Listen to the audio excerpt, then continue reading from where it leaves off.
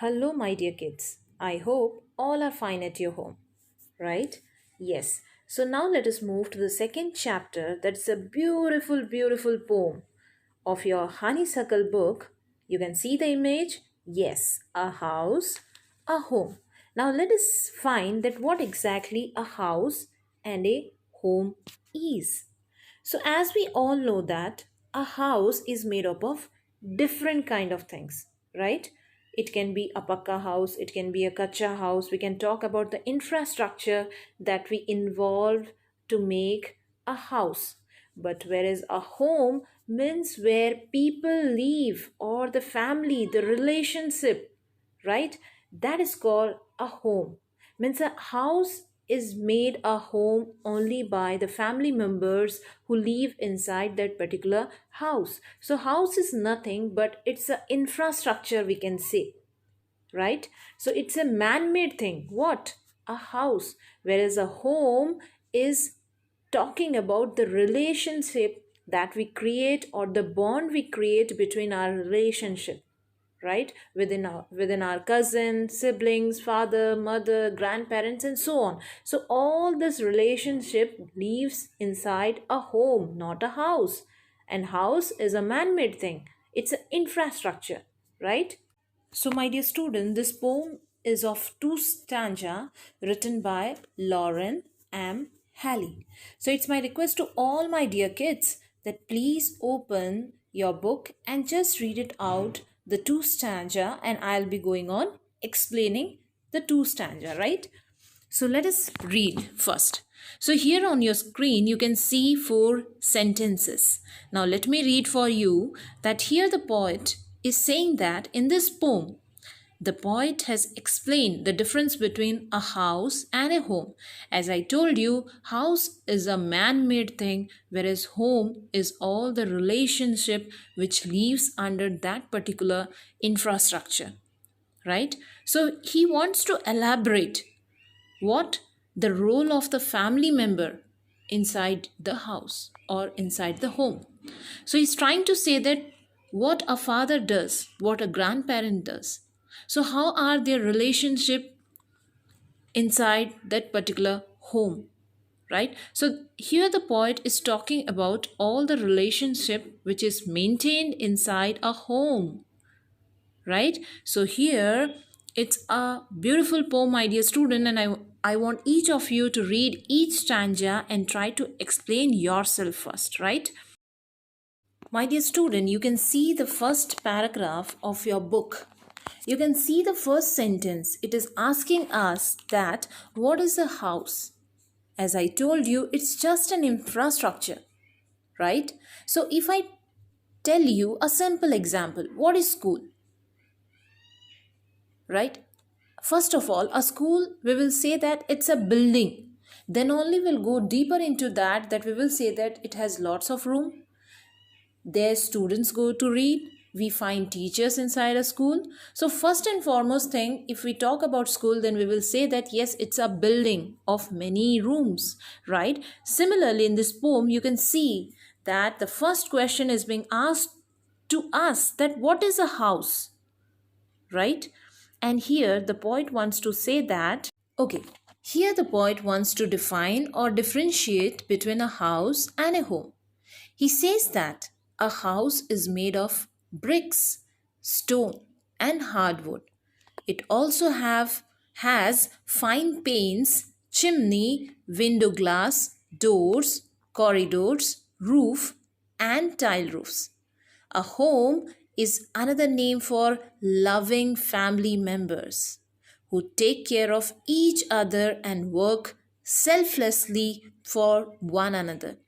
Brothers, sisters, fathers, mothers together make a home. It is their unselfish acts of kindness and sharing towards one another that makes a house a home. Yes or no, my dear kids? So a house is nothing but it's made up of what? Bricks, stone, hardwood, we can say cement, and so on.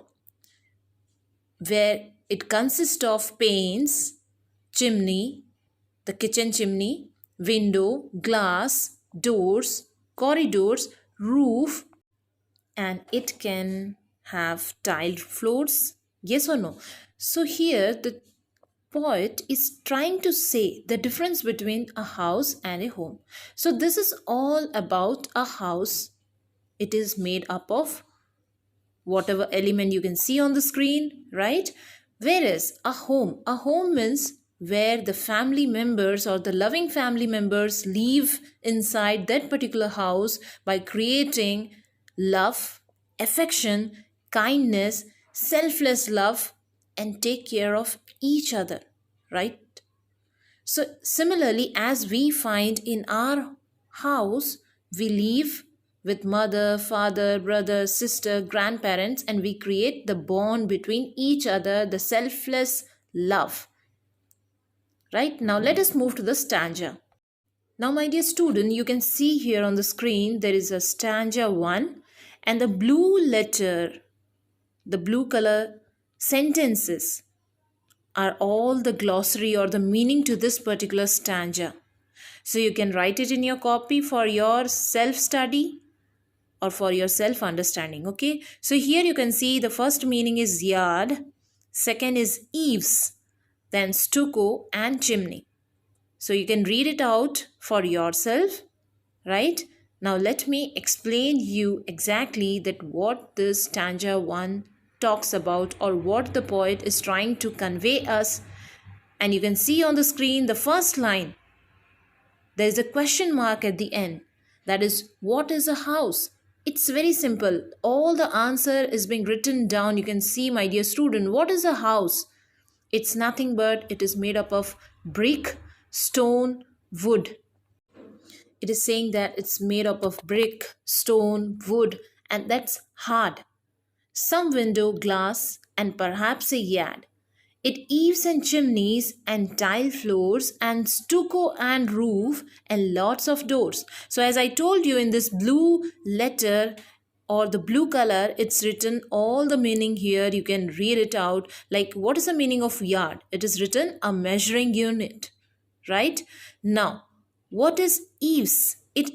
It's eaves and chimneys means the part of the roof that hangs out over the walls to provide shade or elevation of the roof. Now you can see the stucco, that is fine paint used for wall surface, and chimney means smoke stick.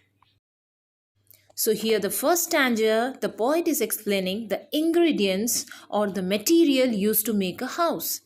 And the poet says it's made up of brick, stones, wood to make a house, which has window glass, corridors, open space in front and back of the house for gardening.